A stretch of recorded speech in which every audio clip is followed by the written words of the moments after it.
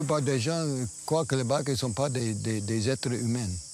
Ils sont un peu entre les êtres humains, les animaux et les esprits.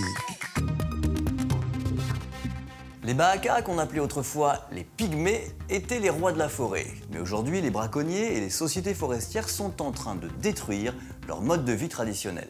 Bahaka, le crépuscule d'un peuple, nous partons à la rencontre de nos observateurs dans la forêt centrafricaine.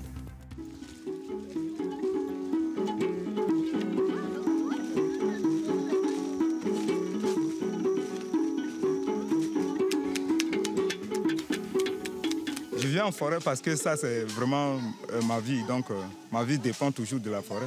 Dans la forêt, c'est comme une révision de la vie de mes ancêtres. Les Bahaka ont été chassés d'une partie de leur forêt. Ils n'ont plus le droit de mettre les pieds dans le parc naturel de Dzanga-Sanga. Leur chasse est maintenant limitée aux zones dites communautaires, un périmètre restreint qu'ils partagent avec les Bilo ou Bantous, l'ethnie majoritaire en Centrafrique. Départ pour la chasse traditionnelle, uniquement des filets, pas de fusil.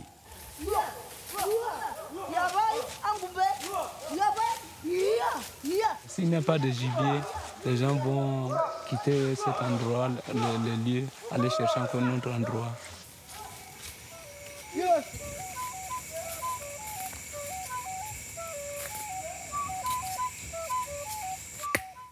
Ça t'appelle ça comment là? Payo.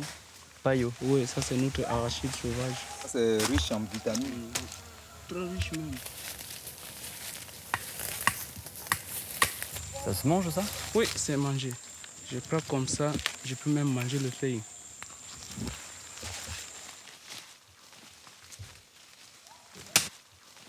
Ça c'est une yanao. Cette liane, il y a de l'eau pure.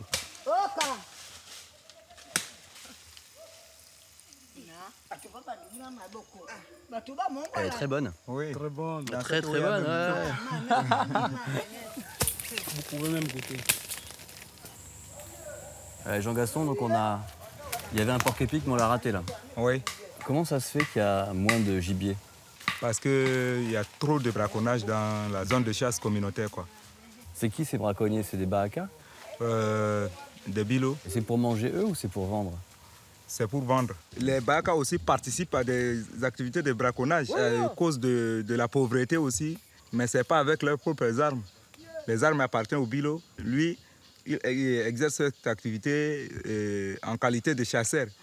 Il est employé en fait. Oui.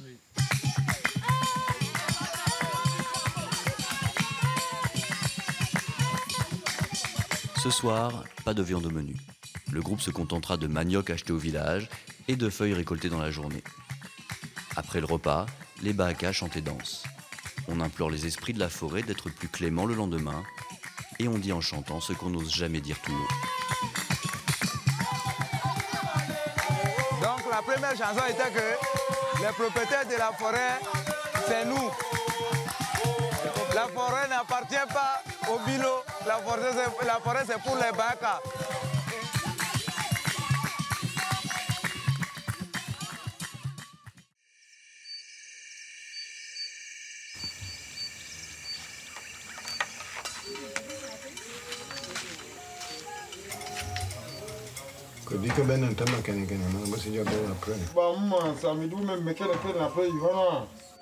Cet Américain vit depuis plus de 30 ans avec les Bahaka. Venu pour étudier leur musique, il s'est marié à une femme pygmée et n'est plus jamais reparti. Il tente de défendre leur mode de vie traditionnel, dont il constate la disparition avec amertume. La plupart des gens croient que les bacs ne sont pas des êtres humains. Ils sont un peu entre les êtres humains et les animaux et les esprits. Ils sont quelque part dedans. Et avant, ils passent beaucoup de temps en forêt. Maintenant, les yeux sont sur le village, pas sur la forêt maintenant, surtout les jeunesses. Et ça, c'est parce qu'on a appauvri leur forêt, vous pensez?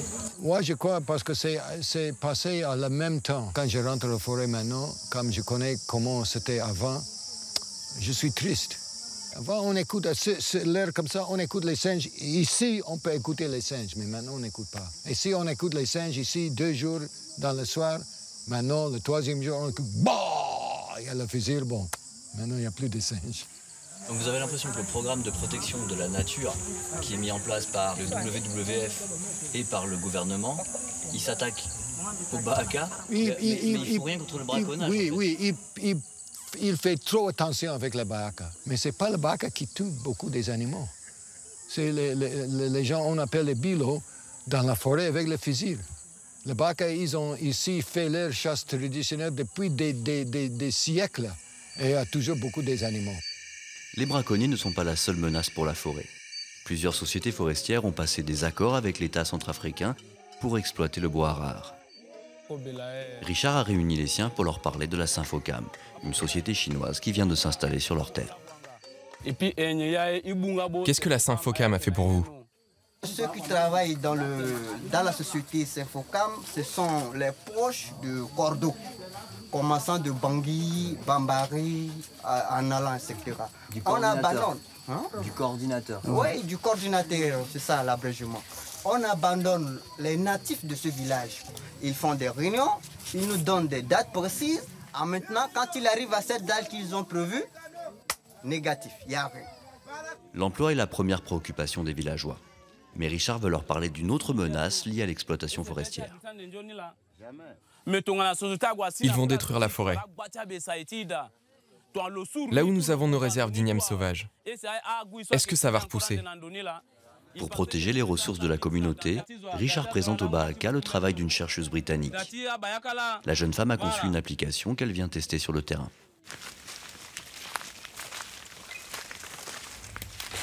On va aller dans les endroits où se trouvent les choses importantes pour les Bahaka, dans l'RCP, où la société va commencer à couper. Pour qu'on peut les mettre dans une carte, on peut présenter la carte auprès de la société et on peut demander si la société peut protéger les ressources que la population va mettre dans la carte. Madame Gilles? Oui. Un arbre à chenille. Ah! Oui. C'est un arbre qui est très important pour les Bahaka. Ça soigne, ça nous produit aussi des chenilles pour amener au village pour le repas du soir. Ok, bon. Ça, c'est quoi, là? Là, c'est un arbre de chenille. Arbre à chenille. Est-ce que ça aurait pas été le travail de la Sinfocam avant de commencer les coupes de faire ce que tu fais là? Normalement, tu t'attends à ce que ça soit l'entreprise locale de protection elle-même qui, à travers des programmes sociaux, s'occupe de faire ce genre de travail. Est-ce que tu peux être sûr qu'ils vont utiliser ce que tu fais? Rien n'est sûr pour le moment. Nous attendons l'autorisation et après ça, on aura besoin de négocier.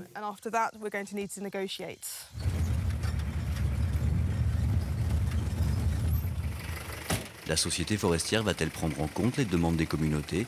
Nous allons leur poser la question. Bonjour. On aimerait aller rencontrer les dirigeants de Sinfocam. On voudrait rentrer. Bon, le patron là-bas, il a mis les consignes ici. Il dit que nulle part de voiture ne rentre pas là-bas. Voilà, on ne pourra pas passer cette barrière car la Sinfocam refuse de nous recevoir malgré les mails et les coups de téléphone que j'ai pu passer. On parle souvent du manque de transparence des sociétés forestières. Ben, je crois qu'on vient d'en avoir un exemple particulièrement frappant maintenant. La société forestière nous évite, heureusement, pas le WWF. Pourtant, la lutte de cette ONG contre le braconnage, menée par des éco-gardes, peine à convaincre les Bahaka. Ça, c'est l'endroit où vous stockez ce que vous avez saisi lors de votre truc. Donc tu peux voir ici, ça c'est les armes artisanales. Ça c'est une vraie. Ça, c'est une arme de grande chasse. Oui. Ça veut dire quoi, grande chasse? Ça, c'est pour tuer les éléphants, les buffles, les bongos. Vous avez combien d'éco-gardes pour tout le parc? Ça fait une cinquantaine d'éco-gardes. Il en faudrait au moins le double ou le triple facilement, qu'ils soient plus armés aussi, parce que comme l'a dit le lieutenant Gogoé, ils n'ont pas d'armes. Ils ont une arme par patrouille de 6 à 7 hommes. Et je pense pas, moi je suis même convaincu qu'on peut même 500 éco-gardes, il y aura toujours du braconnage.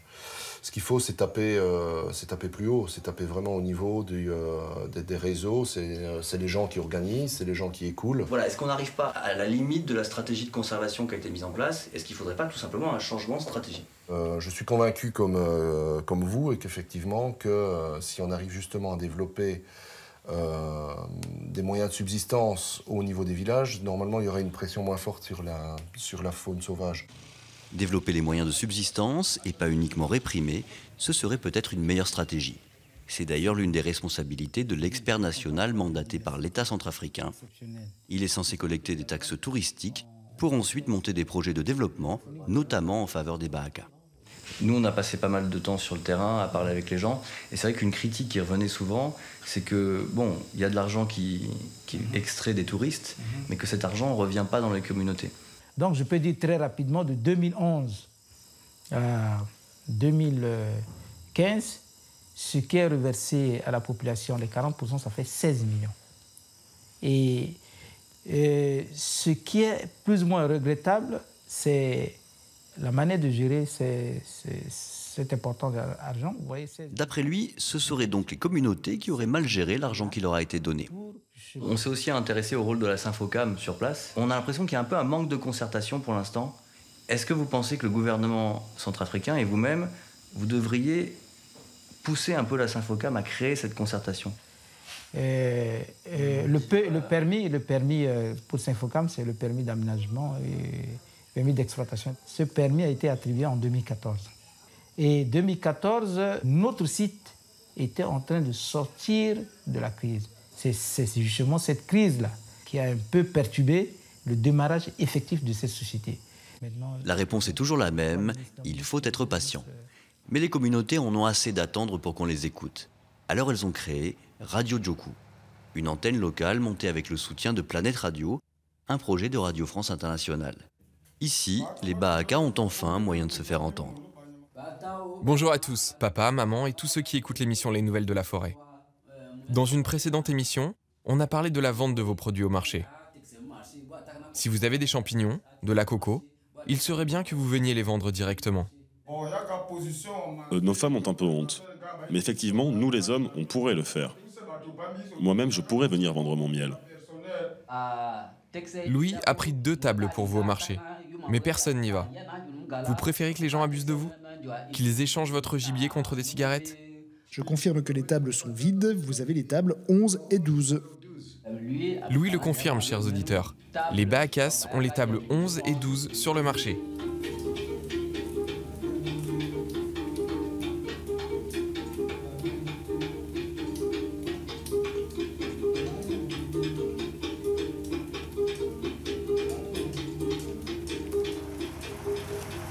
Bon, c'était une bonne émission? C'était très bon, je crois. Vous abordez tous ces problèmes-là à la radio. Oui. Est-ce que vous arrivez à toucher les autorités? Est-ce que ça fait une petite différence? Moi, je ne sais pas, on verra. Si je fais un programme chaque semaine, on parle comme ça, les gens commencent à connaître les besoins de Bahaka et tout ça, ça peut changer des choses.